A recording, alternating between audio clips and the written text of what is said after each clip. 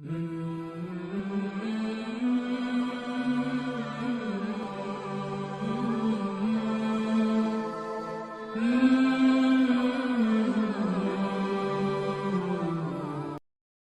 ذوالنون مصری رحمۃ اللہ علیہ فرماتے ہیں، میں ایک دفعہ ملک شام گیا، وہاں ایک سبز و شاداب باغ پر میرا گزر ہوا تو کیا دیکھتا ہوں کہ سیب کے درخت کے نیچے ایک جوان نماز پڑھ رہا ہے۔ میں نے آگے بڑھ کر اسے سلام کیا، اس نے کچھ جواب نہ دیا۔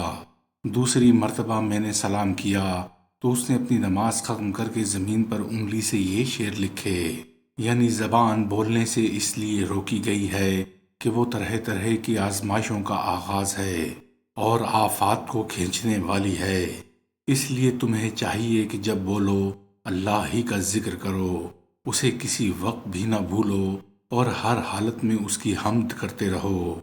حضرت ذوالنون مصری فرماتے ہیں کہ میں یہ دیکھ کر بہت دیر تک روتا رہا، پھر میں نے بھی جواب میں انگلی سے یہ شعر لکھے، یعنی ہر لکھنے والا ایک دن قبر میں خاک ہو جائے گا اور اس کا نوشتہ باقی رہے گا، اس لیے تمہیں لازم ہے کہ اپنے ہاتھ سے ایسی شے کے سوا کہ جس کے دیکھنے سے قیامت میں خوشی ہو کچھ نہ دیکھو۔ ذوالنون مصری رحمۃ اللہ علیہ فرماتے ہیں کہ اس جوان نے یہ دیکھ کر ایک چیخ ماری اور جاں بحق تسلیم کی۔ میں نے چاہا کہ اسے غسل دے کر دفن کر دوں کہ یک ایک آواز آئی کہ کوئی پکار رہا ہے، ذوالنون اسے چھوڑ دے، حق تعالیٰ نے اس سے وعدہ فرما لیا ہے کہ اس کی تجہیز و تکفین فرشتے کریں گے۔ ذوالنون کہتے ہیں کہ میں یہ سن کر الگ ہو گیا اور درخت کے نیچے جا کر نماز پڑھنے لگا۔ چند رکعت پڑھ کر جو میں گیا تو وہاں اس کا نشان تک نہ پایا اور نہ اس کی کچھ خبر ملی۔ ایک عارف نے فرمایا ہے کہ مجھے 40 حوریں دکھائی گئیں، میں نے انہیں دیکھا کہ ہوا میں اڑ رہی ہیں اور چاندی اور سونے کے کامدار لباس سے آراستہ ہیں۔ میں نے انہیں نظر بھر کر دیکھا تو 40 روز تک عطاب میں رہا، پھر ان کے بعد 80 حوریں جو حسن و جمال میں ان سے بھی زیادہ دکھائی دیں۔ آواز آئی کہ انہیں دیکھ، میں یہ سن کر فوراً سجدے میں گر پڑا اور گرتے ہی آنکھیں خوب زور سے بھینچ لیں اور عرض کیا، اے اللہ، میں آپ کے سوا پناہ مانگتا ہوں، مجھے اس کی کوئی حاجت نہیں۔ اسی طرح برابر اجزاری کرتا رہا حتیٰ کہ اللہ تعالیٰ نے مجھے ان سے ہٹا دیا۔ شیخ عبد الواحد زید رحمۃ اللہ علیہ فرماتے ہیں کہ ایک دفعہ میری پنڈلی میں درد ہو گیا، اس کی وجہ سے نماز پڑھنے میں بڑی تکلیف ہوتی تھی۔ ایک رات جو نماز کے لیے اٹھا تو پنڈلی میں سخت درد ہوا اور بمشکل نماز پوری کر کے چادر سرہانے رکھ کر سو گیا۔ خواب میں کیا دیکھتا ہوں کہ ایک حسین و جمیل لڑکی جو سراپا حسن کی پتلی تھی، چند خوبصورت بنی ٹھنی لڑکیوں کے ہمراہ ناز و انداز کے ساتھ میرے پاس آ کر بیٹھ گئی۔ دوسری لڑکیاں جو اس کے ہمراہ تھیں اس کے پیچھے بیٹھ گئیں۔ ان میں سے ایک سے اس نے کہا، اس شخص کو اٹھاؤ مگر دیکھو بیدار نہ ہونے پائے۔ وہ سب کی سب میری طرف متوجہ ہوئیں اور سب نے مل کر اٹھایا۔ میں یہ سب کیفیت خواب میں دیکھ رہا تھا۔ پھر اس نے اپنے خواصوں سے کہا کہ اس کے لیے نرم نرم بچھونے بچھاؤ اور اپنے اپنے موقع سے تکیے رکھ دو۔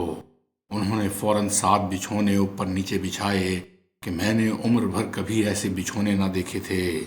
پھر اس بچھونے پر نہایت خوبصورت سبز رنگ کے تکیے نصب کیے، پھر حکم دیا کہ اسے فرش پر لٹا دو مگر دیکھو یہ جاگنے نہ پائے۔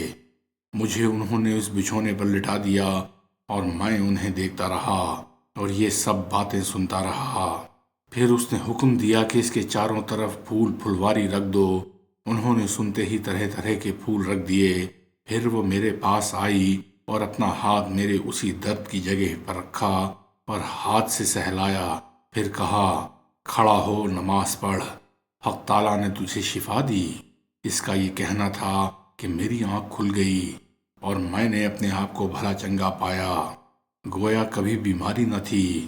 وہ دن اور آج کا دن پھر کبھی بیمار نہ ہوا اور میرے دل میں اب تک اس کے اس کہنے کی کہ اٹھ کھڑا ہو نماز پڑھ، حق تعالیٰ نے تجھے شفا دی، لذت و حلاوت موجود ہے۔ شیخ مظہر سعدی رحمۃ اللہ علیہ اللہ تعالیٰ کے شوق میں برابر 60 برس تک روتے رہے۔ ایک شب خواب میں دیکھتے ہیں کہ گویا میں نہر کے کنارے کھڑا ہوں اور اس میں مشک خالص بہہ رہا ہے۔ اس کے کنارے پر موتیوں کے درخت سونے کی شاخوں جیسے لہرا رہے ہیں۔ اتنے میں چند لڑکیاں بنی ٹھنی حسن و جمال میں یکتا آئیں اور پکار پکار کر یہ الفاظ گانے لگیں، یعنی پاک ذات ہے وہ ذات جس کی ہر زبان پاکی بیان کرتی ہے، وہ پاک ہے۔ پاک ذات ہے وہ جو ہر مکان میں موجود ہے، پاک ذات ہے وہ جو ہر زمانے میں پاک ذات ہے۔ میں نے پوچھا تم کون ہو اور کیا کرتی ہو؟ انہوں نے کہا ہمیں لوگوں کے معبود اور محمد صلی اللہ علیہ وآلہ وسلم کے پروردگار نے اس قوم کے لیے پیدا کیا ہے جو رات کو اپنے پروردگار کے سامنے قدموں پر کھڑے رہتے ہیں اور اپنے معبود رب العالمین سے مناجات کرتے ہیں، اور اللہ تعالیٰ کے ذوق و شوق میں ان کی یہ حالت ہے کہ شب کو ان کے افکار پر برابر چلتے رہتے ہیں اور دوسرے لوگ سوئے پڑے رہتے ہیں۔